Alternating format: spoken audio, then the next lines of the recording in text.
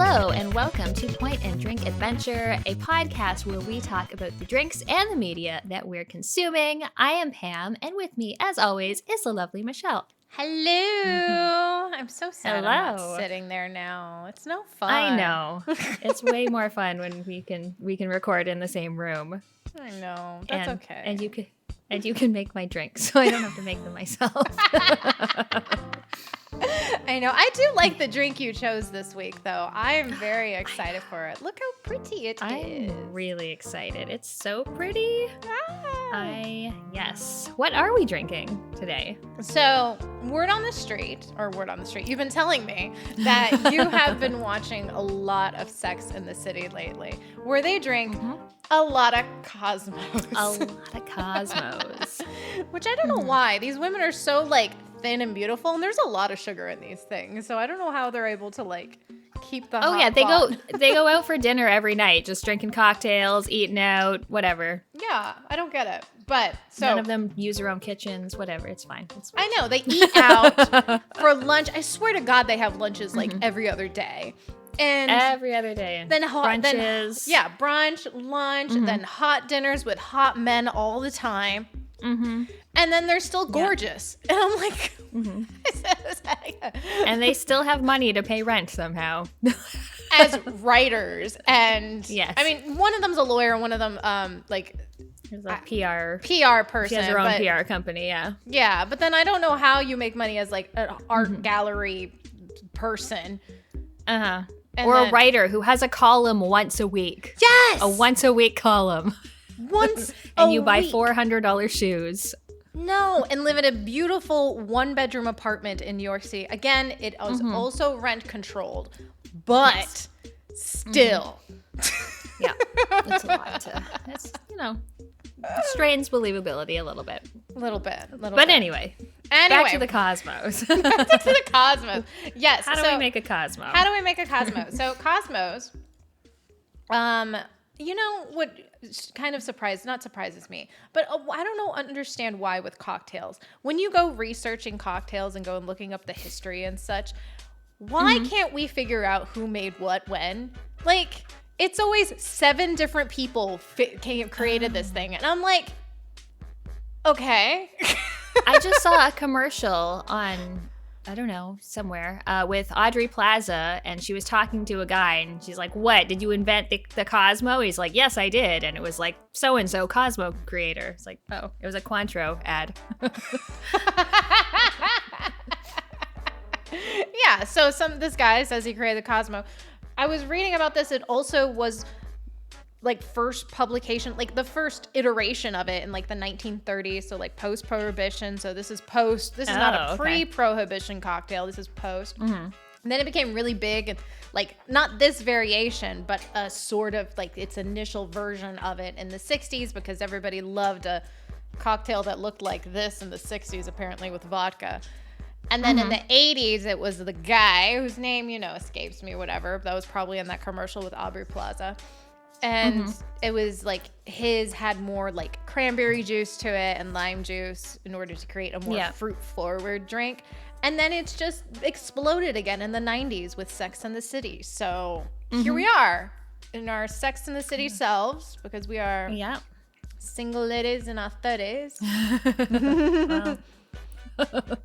In our late 30s, Pam. We're always forever. At this point in our lives, we are always in our late 30s. When my mom was 36, she was 36 for 10 years at least. All right. Okay. So that is how old we are. What is in this cocktail? Oh my God, I keep diverting. 2 ounces of vodka, 3/4 ounce of orange liqueur, triple sec, Cointreau, Grand Marnier, whatever you fancy. 1/2 ounce of lime juice, 1/2 ounce of cranberry juice, and 1/2 ounce of simple syrup. So there's a lot of sugar in here with the cranberry and sugar. But there is a lot of sugar. I don't know that I've ever used simple syrup before. And in fact, I was too lazy to make simple syrup, so I used grenadine instead of simple syrup. Hell yeah, make it more pink. Yeah. But yeah, there's actually very little cranberry juice in it. So they're usually quite a pale pink. And on Sex and the City, I feel like they didn't use lime juice in there because the cocktails were always very clear, Whereas if you use lime juice, it's gonna sort of like cloud it up. Mm-hmm. Yeah, mine's cloudy, but I love lime. I put citrus in all my Me fucking too. cocktails. Like, if you just have citrus in it, like, what's the point? Exactly. Like, but do you? So what do we think? Is it too sweet? The recipe? I think it's good. I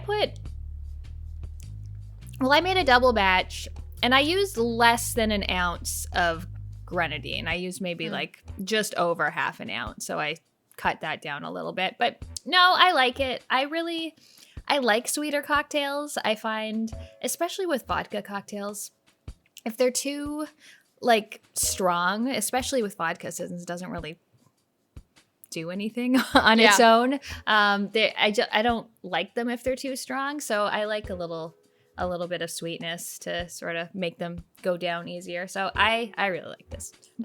I do too. I like a sweet. I don't know why lately I've been into more sweeter cocktails rather than my super boozy one. Maybe just because it's the mood, like, old fashions and stuff. I'm like, I want like, I don't know, sweet and fruity. Yeah, I like a nice girly drink. So yes, to girly drinks, Pam. Girly drinks on our Halloween-ish episode. We don't do that I don't bullshit. think we have anything Halloweenish to talk about, really. But no. Well, I mean, we can stretch some of these. Yeah, so maybe some of the games-ish, but definitely not the movies. I'm definitely not one who's like, oh, it's Halloween, I have to play scary games, even though I'm like, I just play scary games all the time. Like, why does it have to be 1 month out of the year? Yeah, I'm more of a play things whenever. I don't really associate certain games with certain times of the year, really.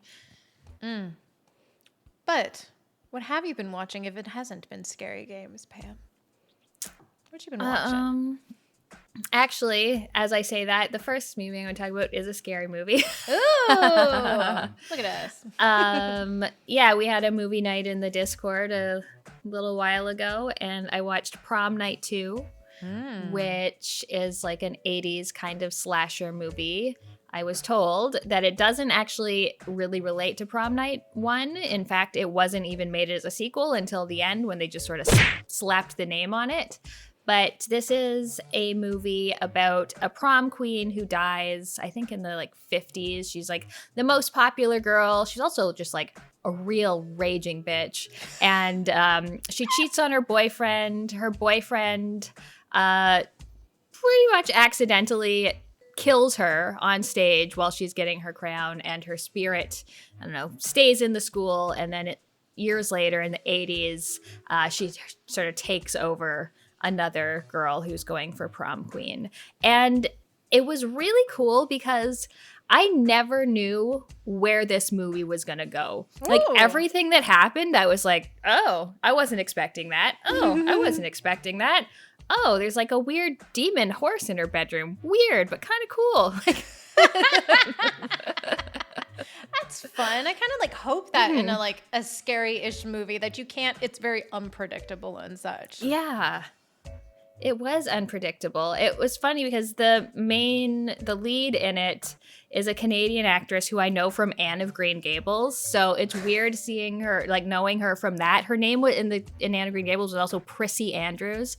And so here she's like taken over by this evil prom queen and she's like naked for half of it. Oh my God. Totally opposite of Anne of Green Gables. Yeah. That's fun. But yeah, it was a lot of fun. I liked it. So being an 80s horror movie, were there a lot of boobs? I mean, the one girl was half naked half the time. I always feel like with 80s horrors, boobs. Yeah, there were a bunch of boobs. Yeah. Nice. There was one scene where she was chasing her friend through a locker room and she was just naked the whole time. Just Wow. Imagine being that actress just running around naked for hours. Yeah. Yeah. Killing people naked, taunting them naked. It was fun. It was a good time. Yeah. What have you watched? I guess we'll go on a horror theme because I was kind of in the mood for something horror-y, I guess. And I just say that, like, transitioning into this, I'm like, we didn't watch any horror movies, and I forgot I did watch this because it's very forgettable. I watched Mimic, which is a Guillermo del Toro movie. Oh. Yeah, and it was like late 90s. Well, my cat. I was kind of hoping for something a little bit more atmospheric, like Event Horizon. And I saw that this was by Guillermo del Toro, and he's a lot of like atmospheric, kind of cool, interesting horror. This is about, in New York City, there's a disease that is killing all of the children that is spread by cockroaches. And Mira Sorvino, who, when I just watch this, all I want to do is watch Romeo and Michelle's high school reunion. Let's be real. So I see her and I'm like, I can't with that, like not see you in that. Anyhow, Mira Sorvino is a doctor, and she comes in and creates, like, what she does is she splices two different a cockroach and like a cricket or something, species together in order to create this new species that will kill, because cockroaches can't die, kill the already existing cockroaches that are spreading the disease, and then that they made it so genetically they die after 6 months, so they can't like continue to breed or exist after the 6 months once they've completed their mission. So that works, and all the children are saved, or at least the children that are not infected by the disease. Jump forward 3 years later, and oh my God, what is this bug that this kid finds? And why is there a man walking around that looks like that makes bug noises? And so yeah, her and her new husband, who the chemistry between them is just awful. But new husband go try to find the bug that they created 3 years earlier, because it actually didn't die. What it did was reproduce and evolve at an extreme rate. So now it is mimicking humans. Oh, okay. Which is why it's called Mimic. So yes, that is, it was so boring. Like the concept sounds good, right? Like it sounds like it'd be interesting and fun, but it was, and reading about it afterwards, Guillermo del Toro said this was the worst experience he's ever gone through in his life. It was like a Weinstein Brothers movie, and he hated them. They wanted like final cut, and they completely changed the vibe of the movie. He said it was the worst experience he's ever done, and he like hates this movie. So I'm like, oh, I get that, because this movie does suck. Like the pacing is awful. The lighting is it's like the late 90s. I guess, yeah, it is, because late 90s horror where everything is so dark you can't see a goddamn thing the whole time. The whole movie. Oh. Couldn't see anything. So, yeah, I was very disappointed. Didn't like it. Oh. I know. That's too bad. I know. It's all right. Can't all be winners. Yeah. Not even like fun bad. Just no, it wasn't even fun bad. I was just bored out of my mind. It sucked. So that sucks. Yeah. What else have you watched? Hopefully something better than what I watched. So another one I watched last week is Perfect Blue, which I just snuck onto the sheet because I remembered it. So this is an anime, and usually like I'm not an anime person. Pam watched an anime. Hold on. Yeah, but we're just like scrolling through Shudder. It's like, what about this? What about this? What about this? And I was like, oh, Perfect Blue. I've heard lots of really good things about it. One of my favorite YouTubers, Ragnarok's, made a whole video on it a while ago. And so it's about this young woman who was like a pop idol.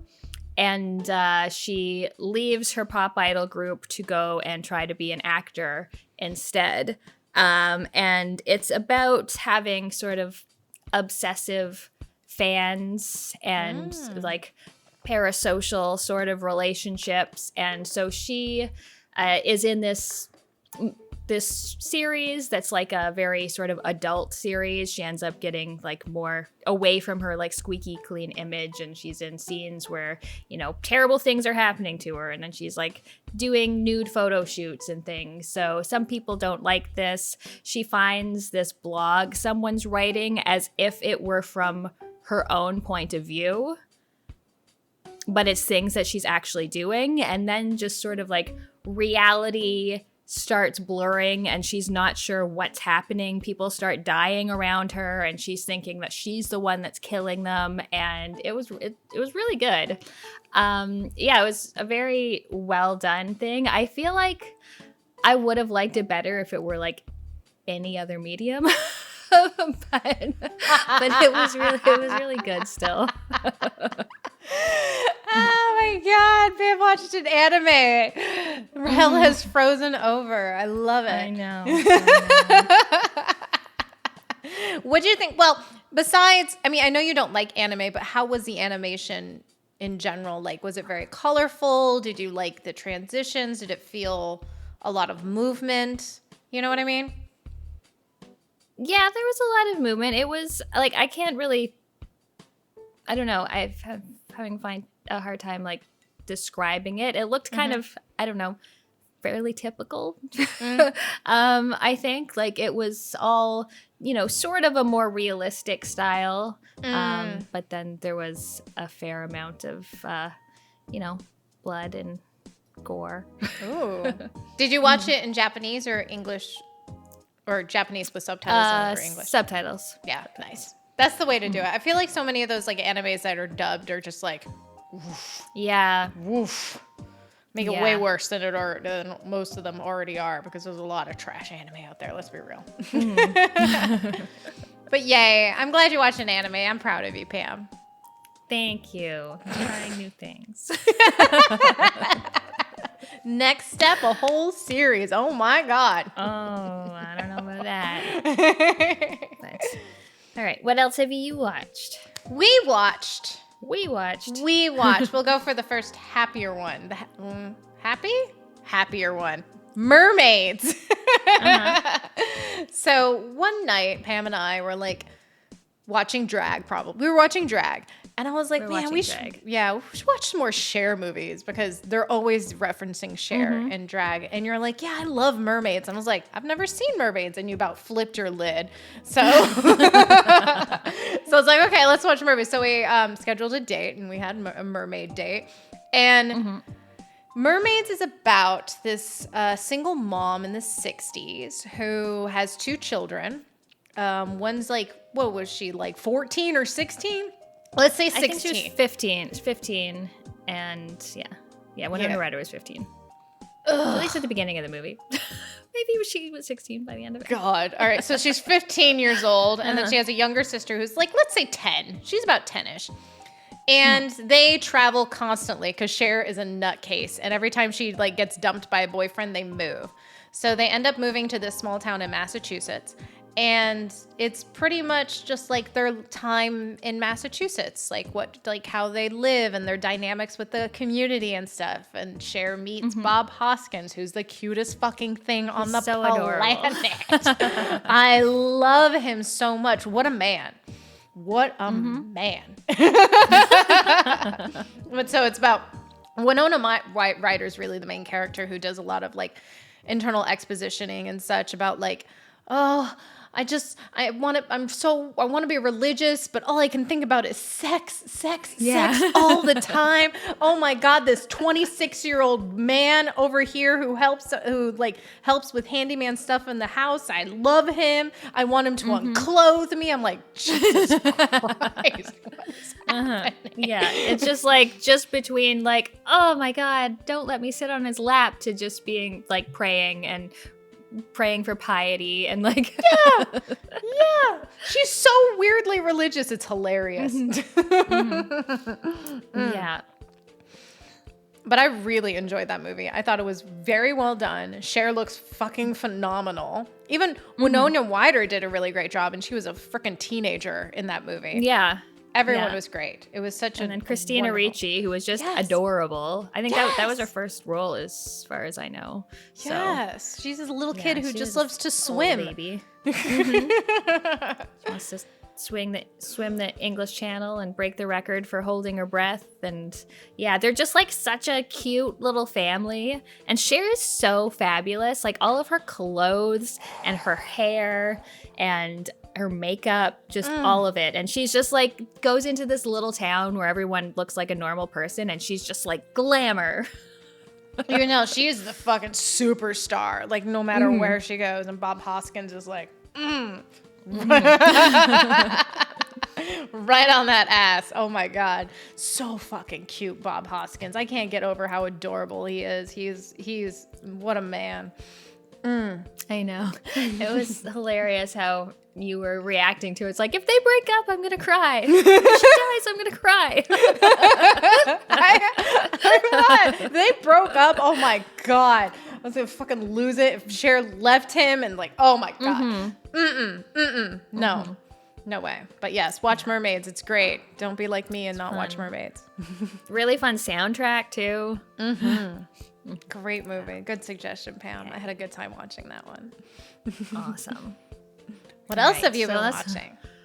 I guess we can talk about the less happy one, which we didn't watch together, but we both watched separately, which is Dancer in the Dark, which is a Lars von Trier movie starring Bjork. And this was one of the ones where, you know, sometimes I'm looking for sad movies and I was like, what are the saddest movies? And this is one that always came up. So I've had this on my like ready to go when I needed a sad movie. Bjork is a woman working in a factory in the States. She has some kind of degenerative illness that's going to turn her blind. And her son also has the same illness. So she's trying to save up money so that she can pay for an operation so that her son doesn't go blind. And it's just sort of all about her story and how she interacts with the people sort of in her little neighborhood and at work. But she loves musicals. So during this movie, things will often just like turn into a musical number with song and dance, which is amazing. The music's so good in it too. Oh my gosh. I love the way it incorporated the sounds of the environment to create like the tinking, because she works in like a factory, the machinery and such, and that sequence, or the train, how the train shuking and such was like all incorporated. And then, oh my god, that's kind of a spoiler. Nope, I won't say it then. But but like at the end, when there's no, well, it obviously it's a sad movie. So like the end, there's no music, and she's just trying to create sound in order for her to like cope, because that's her way of coping through everything. Is she goes into her imagination, and these musicals pop up. So it's her imagination that is these musicals. So like at the end, when it gets real sad, there's no sound, and it's just her singing, and it's like, so powerful. Oh my god, what a sad movie. It was good. It was, I really liked it. I thought she did a fantastic job. Like, I had no idea what to expect from her as an actor. Although I guess she's like so emotive in all of her music and performances. So I don't know why I would have expected anything less. But yeah, she does a fantastic job. For some reason, I mean, it was sad. Like, the things that happened were very sad. But I didn't find it like, it didn't make me that sad. Because like all the music and everything were so nice that I still came away with it being like, oh yeah. Maybe it was the story too. I mean, like it's a sad ending, I guess, but it's also kind of happy because she knew exactly what she wanted and what she wanted to do, and she got what she wanted. Yeah, she succeeded. So, oh god, I'm gonna put spoilers before the track of this. We're like, there's spoiler kids for this because it's so hard to talk about this movie and not spoil something about it. Like, you obviously know it's gonna be sad, but she succeeds. She sad. Succeeds, yeah. There's some parts of her plan, not her plan, but how it works out fail. But yeah, I loved it. I absolutely loved it. I loved all the side characters too. Catherine Deneuve, who plays her Deneuve, whoever plays her friend. Deneuve. Yeah. I don't know French. Her friend is so god, she loves her so much. Yeah. And I just love how much they love each other. It's so cute. Yeah. I like that too. And the thing also sort of maybe spoilery. The guy, I really like that actor. The one that the boyfriend turns out not Bjork's boyfriend, the guy, the cop. The cop. Yeah, the landlord. Like I really like that cop. actor. Yeah, I like Green Mile and thing. He's like always plays like such a likable character, and Name it's of Dude. And it's like, oh, yeah. Name of Dude, yeah. Name of. And then in this, he's not really a likable dude, not at all. Yeah. Oh, Such a great. That was a good movie. I liked it a lot. It's very unique shooting and editing wise as well. It almost felt like more natural, like It did. cuts in between like sentences and such, even though that doesn't make sense, but it felt very, it didn't feel rushed, but it felt very well paced, and like things were moving along very quickly, even though some things may not be really happening. And the way it was shot just felt very kind of documentary a little bit. Yeah, it seemed like it was mostly handheld kind of camera work, which, it gave it a sort of, I don't know, like, I don't want to say low budget, but kind of low budget. Like, I'm not saying that in a bad way, but No, it gave not it, in a like, bad just way. a very sort of down-to-earth kind of feel. Yeah. Yeah. My only complaint is that I could not find an HD version of this movie. Oh, no? No, not at all. I had to watch it in SD, and I'm like, I need this in HD so bad because it's like interesting. But Bjork, that's my only complaint. I couldn't find an HD version. I'm sure it exists somewhere, but it's fine. But I love Bjork. Bjork's voice is incredible. It's incredible. So listen to Bjork, watch Bjork. What else have you been watching? Because we're on Pam's world now. I think we've talked about this before, but did you have any thoughts on Flash Gordon since we watched that? Oh yeah, when I was visiting there, when I was visiting Pam, after we streamed, we watched Flash Gordon because we were a little tipsy. Yeah, a little tipsy. I don't know. I probably started going on about Lizardmen and then Lizardman. Flash Gordon was such a good watch. That is such a perfect let's drink or let's get a little high and watch a crazy movie. Crazy movie with so many great visuals and makeup and crazy Costumes, characters and costumes. Oh my God, that movie was so much fun. I can't. Do I remember a lot of it at the end? No, but that's okay.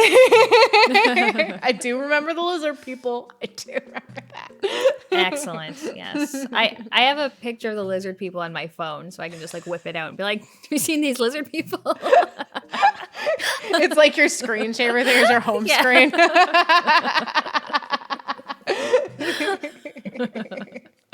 That's amazing. Oh, what else have you watched? You have one So more? the other thing I watched was a new series that just came onto Netflix. It's called The Devil's Plan, and it's like a Korean reality show where 12 apparently very smart people went in to play. I love apparently. This game, and it was a series of games that are like very complicated and require a lot from you in terms of like math or memorization or understanding rules. But then there's also a big social aspect to it with like teaming up with people and helping people or like trying to screw over other people because you want to be the last one standing. So it was really cool. I watched the whole series over the course of like just a couple days, and you could see Squid Game's influence in terms of like sets and things, and the person like giving instructions with like a mask on and things, although, you know, no one was dying and it wasn't all that serious. Also, most of the contestants, like some of them were out there looking out for themselves, but most of them like got on really well and got really attached to each other and like cried when someone went home. So it was just really nice.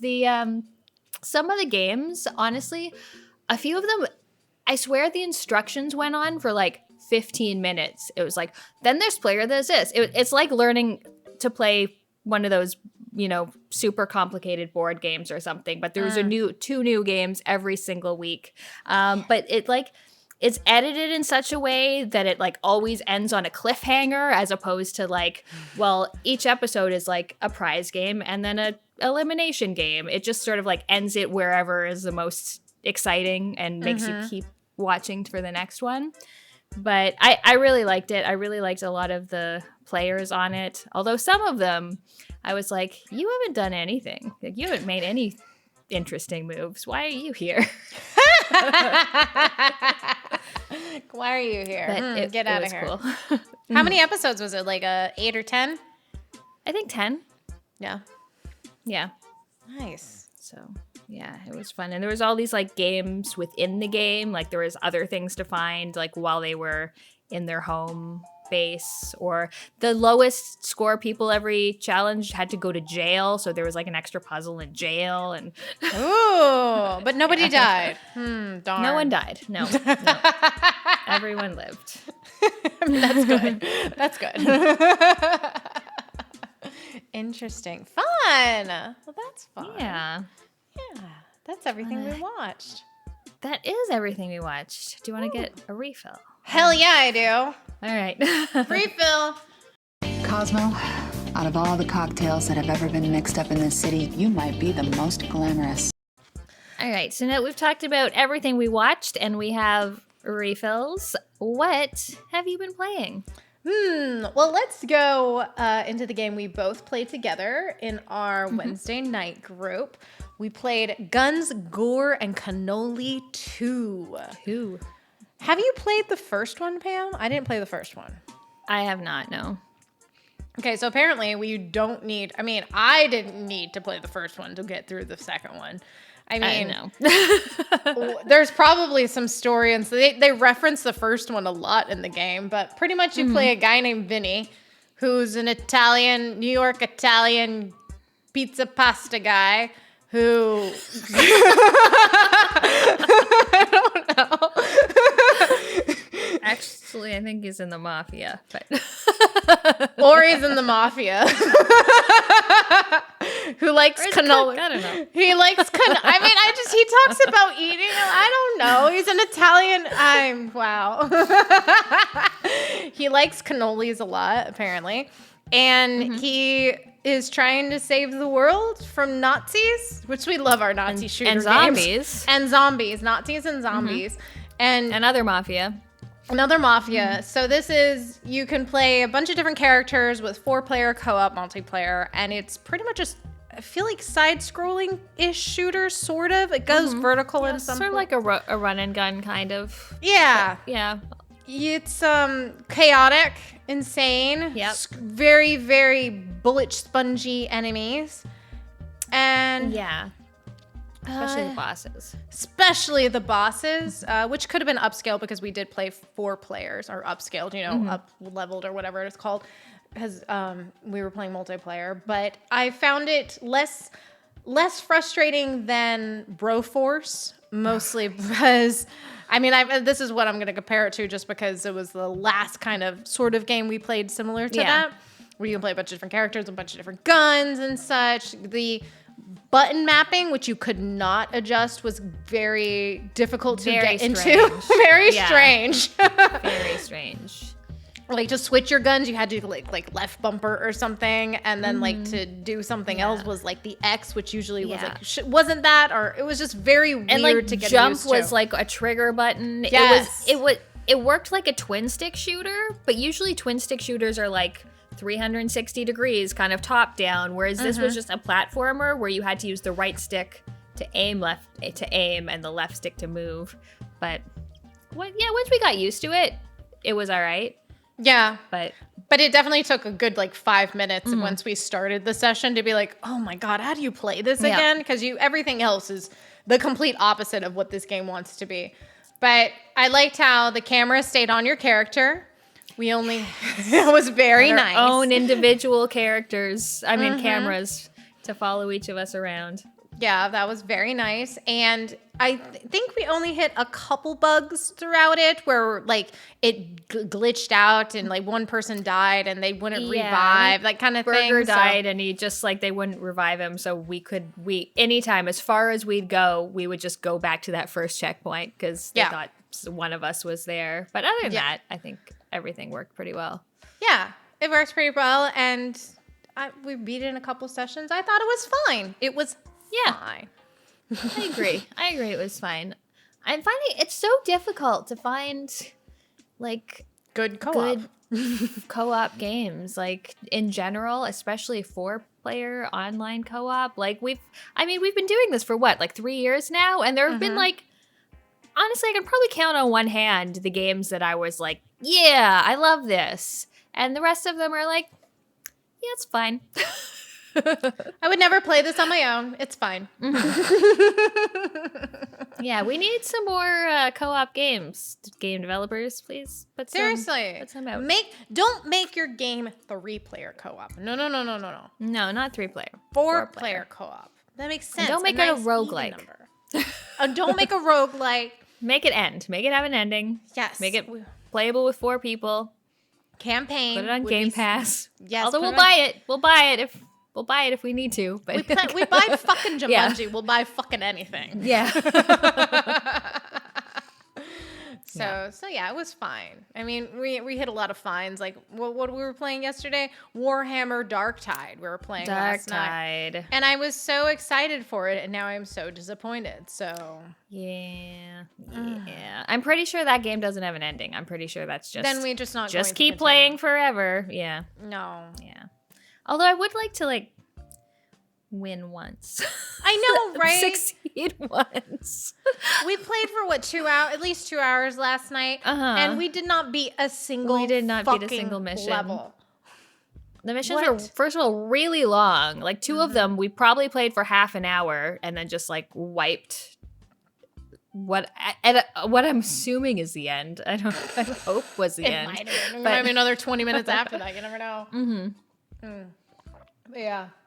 That is life. What have you been playing, Pam? Excited to hear about these.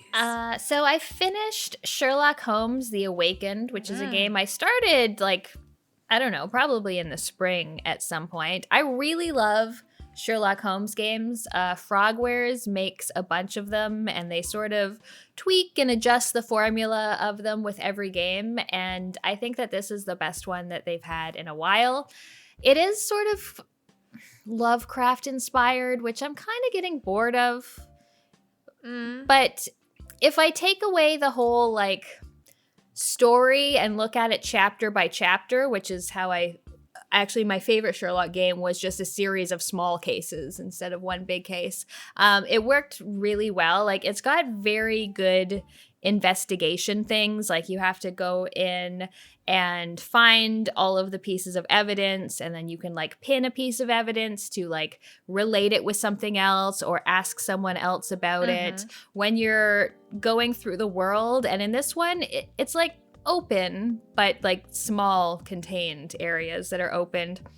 It'll say oh, you need to go to this house and it's on this street and it has a lion on the gate, but there's no objective markers. So you just have to figure it out yourself. You have to find what it's talking about because you have a map and you look at the map and you can go find your own things. You don't seem pleased with that. I don't need it to be so much like real life. That's what video games are for. Make me feel like I'm not real life. I need some sort of direction. I'm a boo-boo. Come on. But I really liked that. And then you examine people and you look at oh, this person's hands are dirty and their shirt doesn't quite fit. And then you have to make a deduction. It's oh, they're poor or they're sick. That's not a good one. But you have to so you have to come to a conclusion about people based on what you see. And I just really liked it. It was very good. You go from London and then you go to New Orleans. Ooh. Yeah, it was fun. I really liked it. Nice. Fun. I like detective-y things anyways, and Sherlock Holmes, the show. I never played any of the games, so I don't have a reference for that, but that's fine. Good. Yeah, it was good. Yay. What else have you played? I will go on to what I've been playing. I finished on stream recently.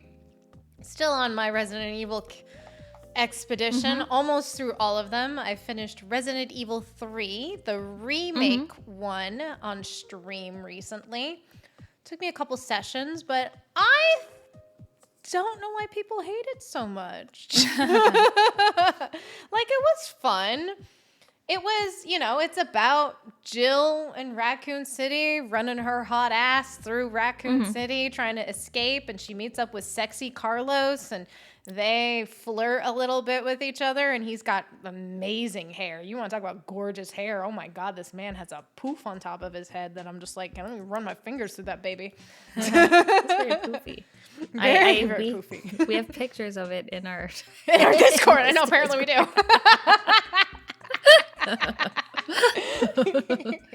Oh my God, we're such thirsty girls, Pam. But yeah, and Nemesis chases you for most of the game, which I, of course, had to be very anxious and have high anxiety about. But the shoot was good. The it's not as good as 4, of course, because we can't upgrade anything. But I had a good time with it. I thought it was fun. It was short. People talk about, like, they were talking about in the stream, as well as, like, I was reading about, like, it's so different. The tone is so different. It's so much scarier in the original. I'm like, yeah, but quality of life stuff, I'm sure, is better. So I'm fine with it. So yeah, I really liked Resident Evil 3. I think it's it's definitely not my favorite, but no, it's a good one. I enjoyed it. It was a good time. Which one has been your favorite so far? 4, for sure. 4. I think it's 4, 8, 7, 5. Wait. I forgot about 2. Wait, no, not 5. Yeah, 5. 5? I like 5. That's the one with Chris and Sheva. And you play co-op. I played it co-op with Briz. It was great. It's a great 2-player co-op game. It's great. It was a lot of fun. Okay, so wait. 4, 8, 7, 2, 5. And then as far last place as you humanly possibly 6. Can be is 6. I knew that one. I haven't played the first one, so that's why the 1 is not included in that. So yeah. Awesome. Are you gonna play one? Yeah, probably. I think I will. I'm playing Parasite Eve right now, which is real fun and real good. So maybe after Parasite Eve, we'll see. Now that I have set up, so I can play PlayStation 2 and 1 games on stream, it's like the world of opportunity has just opened up. Apparently, I know, so many things you can play. I know. So we'll see. What else have you been playing? So I played this cute little narrative adventure game called Little Misfortune. And this is made by the developers who did a game called Franbo, which is like a point-and-click adventure. Very similar. This is about a little girl who is so cute and has the cutest accent. And I don't even like children, but like her accent is so cute and like the writing is so good. And she says things like, yikes forever. And I loved her. But so she has a bad life. Like she's got an abusive father and an alcoholic mother. And, you know, you learn that things aren't actually good, but she always like puts a smile on her face. She like has glitter and she like throws glitter at things to like make them into happy things. And this voice, who she calls Mr. Voice, comes to her one day and is like, hey, Misfortune, would you like to play a game? If you win, you'll win eternal happiness. And she's like, oh, I can give that to my mom. Let's do it. So you're going on this sort of journey that this voice is taking her on. All the while, this fox, Benjamin, who she has a crush on, keeps kind of getting in the way, and the voice is like, foxes are bad and evil and dirty. Don't touch them. And then the voice will also sometimes break the fourth wall and talk to you as the player. And it's just very cute. I mean, dark, but also funny. I really liked it. It sounds like if Mr. Fox is the voice a black goat. That's my question. It's I mean, I don't think it's a goat, but almost. We're pretty much there. Yeah, I just found the writing was incredibly adorable, and I loved the voice acting. I'm pretty sure actually the writer is also the voice actor for Misfortune, which is cool. That's cool. So is it like a platformer? Is it like what kind of game is it? I mean, it's kind of like a 2D side scroller, but like an adventure game. So you go and you like look at something or you pick up something and you know, I mean, there's not really inventory puzzles, but you'll find something where you can use something that you need. There's little decisions to make, like, oh, you found this puppy. Do you want to pet the puppy or let the puppy go? Like, you know, things like that. Puppy. Oh my God, I hope you pet the puppy. Well, also, Little Misfortune, nothing ever goes well for her. So, yeah. Oh no, the puppy. But it was pretty adorable. I really liked it. Oh, that's good. Whatever makes us like children a little bit more, right? Yep. Exactly. What else have you played? Yay! I made it, Pam. We did it. You did it. We did it. We beat Dark Souls 3. Yay! I'm a real gamer now. Am I? No. So, on through my From Software Expedition co-op. Yes, I'm not a real gamer.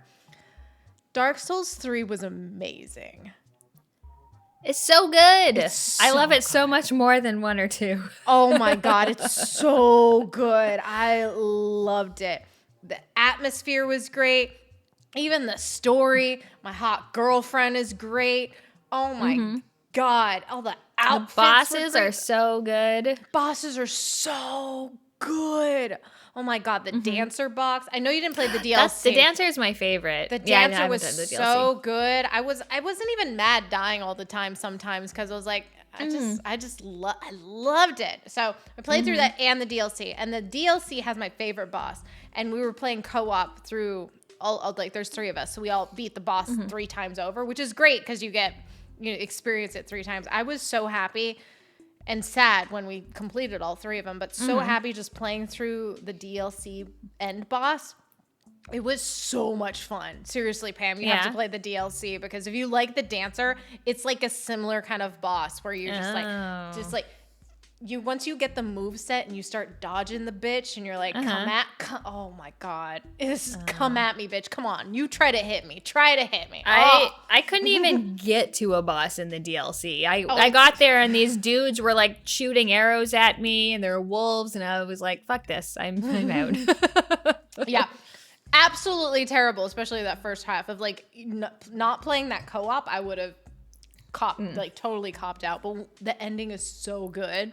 So if you ever want to get through that part, I'm here for you, Pam. I haven't gone to New Game Plus, so I'll just go right in there with you and you'll be like, yeah, let's do this again. I want to fight that boss again so bad. I don't think I went to New Game Plus either, so I'm pretty sure I have a save just at the end of the game. But I absolutely loved it. The mechanics are everything about the previous 2 that was good is incorporated into this one.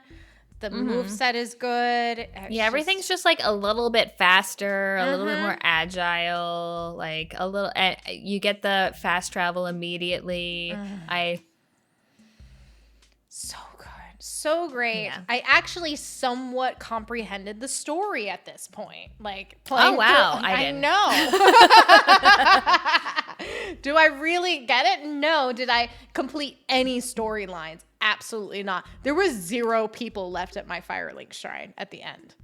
Like nobody liked me or stayed. No, I sucked. Why didn't they like you? No, 1 person was there. Carla was there. That was it. Everybody else was gone. What'd you do? Nobody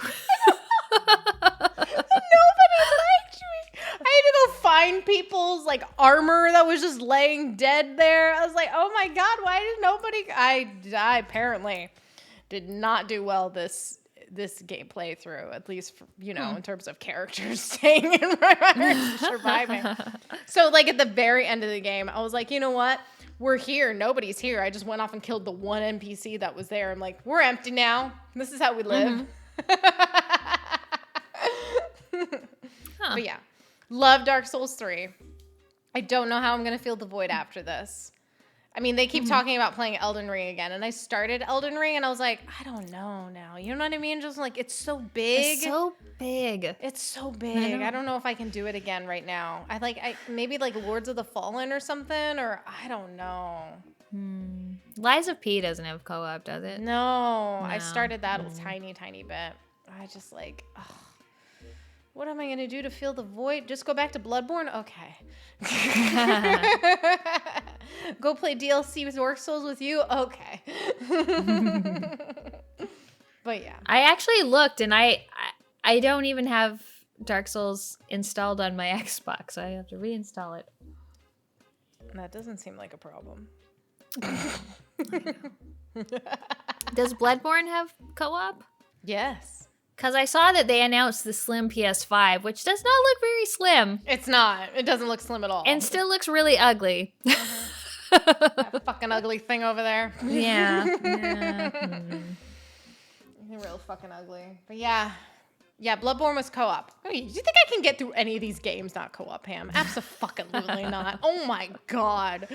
Although I do feel like a better gamer after playing all of them. You know, like... That's good. Like, we were playing Risk of Rain. I was like, I feel like I'm better at dodging now. Nice. I mean, you're the only one who made it to the end of all of our games, and then we're all just watching for the last, 20 minutes. Yeah, we were playing Risk of Rain 2. And it was, the end. And it's just me. And I'm like, oh, my God, I'm not going to beat this guy. I'm, picking at him. He's, shooting. But I was real good at dodging him. You got so close that second time. You were he had so little health left. I know. But I don't even know. That one attack that he, smashes on the ground, I don't even know. I was watching you, and I couldn't tell, why did this hit her and why did this not hit her? I had no idea. I just kept jumping. We're just keep jumping, and hopefully I hit the jump correct enough where I'm in the air when that thing lands underneath me. Just fingers crossed. Yeah. Oh, let's talk about your last two games. Two more. So another co-op game I played was 39 Days to Mars, which was this cute little game I played with Dylan. You play these two Ponzi British men who are oh, fuck, I'm just doing my terrible British accent here. Oh, we need to build our spaceship and go to Mars. And it's okay, let's have tea first. And so it's just a bunch of little sort of puzzly or coordination things. So you have to get your spaceship, you have to find some codes. This is also kind of just a little side scroller thing. But then you go in your spaceship up to Mars and it's oh no, our fuel supply has blown up. We need to go get more fuel. And there's a little mini game to do that. And then between everyone, it's and now we need to make some scones. And each person has an order. So this one's I would like some butter and a little bit of jam. And you have to balance a knife between you to bring the butter onto the scone. And it's really silly, but it was really cute. I love how we go from, oh my God, our fuel exploded too. No. We need scones. Tea time. Yeah. Yeah, so it was just really cute. It was 2 hours for the entire game. But yeah, just a bunch of little mini games and sort of coordination exercises. It was fun for a 2-player co-op. Nice. I think you can play it by yourself, but if it's we really recommend you play this co-op. Oh. Find a friend. Yeah, find a friend. Get some friends, loser. That's literally what the game is telling you right now. What's the last game you finished? Yay! Oh Yay, my God, the last this one. fucking game. Is The Last Express, which I've been playing for, I don't know, maybe the last 2 months, but I take some Sundays off here and there on Twitch. The Last Express is, I think it was 97? I feel like it's 97, yeah. I think it's 97. It is, I mean, I guess you'd call it an adventure game, even though it doesn't really play like any adventure game I've ever played. You're on this train and there's a murder and you have to figure out what's going on with the murder, but also a war is about to start and there's all this like political shit going on. And it's got this really cool, rotoscoped animation. Mm-hmm. It's got tons of voice acting in probably 5 different languages because people on the train are from all over Europe. And it is a sort of real-time game where things are happening, like people go to the dining cart and you can go and talk to them or overhear their conversations, and then someone will leave the room and you can break into it and go and search it for clues and things like that. It was pretty cool. We did play this a little bit together. Oh, yeah, when you were streaming, yeah. When we were streaming after we recorded the podcast. So I don't feel like either of us was in top form, but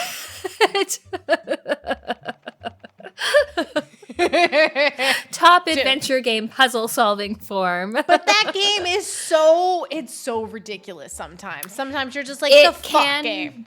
Be ridiculous. Like there's even right at the very beginning, you get on this train and the first thing, your friend who you're supposed to meet there is dead and you find him in his compartment and you have maybe a minute to figure out something to do before the police come and arrest you and the game ends. It's not a game where you can save. It's just a game where you can rewind to certain points in time. And for the first few sessions, I was kind of going through trying to figure out my own thing.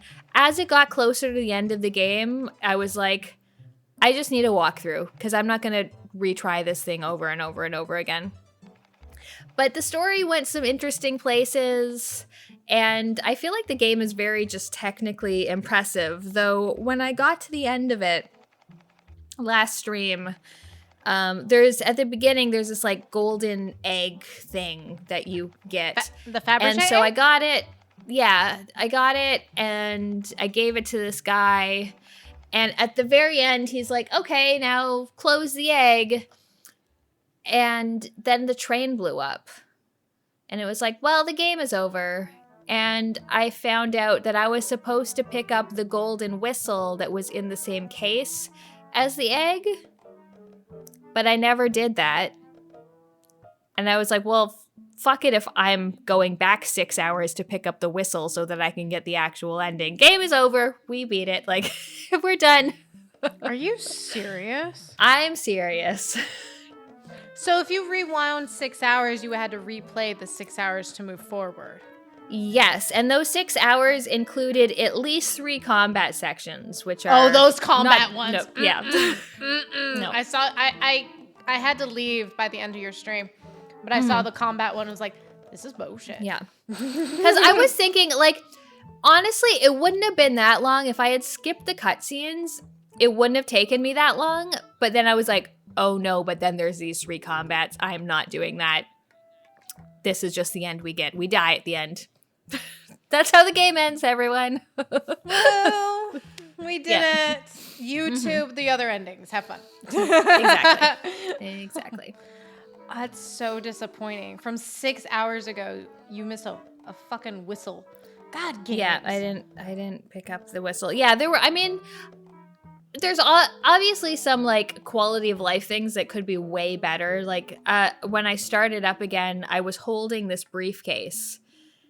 And anytime I wanted to do something, it was like, well, you have to put the briefcase down if you want to do something else. But there was nowhere to put the briefcase. I couldn't put it just down. sitting there right in front of you, and you're screaming I'm showcasing this briefcase to everybody I walk by. Want this briefcase? Want this briefcase? This briefcase full of gold. Would anyone like this gold? No. Someone please take it. Yeah, when I was watching you go through it, I was like, I would have like lost my shit. I would have thrown my phone at this point. Like, I just want to drop the fucking briefcase. Of course, the UI is not Just intuitive at all, Put so you it can't no. put it anywhere. No. Yeah. So, I mean, it was a very cool game, like, but also pretty irritating in multiple ways. What a journey. I'm glad you beat it, though. I mean, you beat it. I'm glad I beat it too. It's been a while since I've beat a new adventure game. Now I need to pick a new adventure game to start this Sunday. But we'll figure something out. So, do you have any new pickups? Yeah, I have pickups. Some of mine are a little bit older because I was visiting you and, things came in the mail since then. One thing that came in the mail prior to while I was in Canada was I got Smash Brothers Ultimate, the Mario edition. So look how cute Mario is. Oh, look at him with his little mustache. It's because Bob Hoskins actually played him. I was like, oh, it kind of reminds me of Bob Hoskins. Like, yeah, duh. What a terrible movie. I know it's a terrible movie, but I still love it. I don't know why. I love it. So yeah, I got one that is like a clear and red one. So this is fun. And the music is just fun. It's fun Mario music. Like it's Smash Brothers fun Mario music. So I love it. It was a good purchase, Michelle. Good job. Next one I got. My sister actually found this at a video game store. And she saw it and she goes, Michelle, do you have this? I was like, no. So she got me, who is this? Mega Ran and Game Chops, Black Materia, the remake. And she's like, this looks cool. I was like, sure, buy it. I know nothing about it. So she starts playing it. My sister is the most naive person in the world. It's like a black splatter, like it's got fun little like polka dot things. Like I love that. Yeah. This is a rap artist who is using Final Fantasy music and then doing rap beats over it and rapping pretty much the story and what's going on with the music. Oh. And I was like, this is amazing.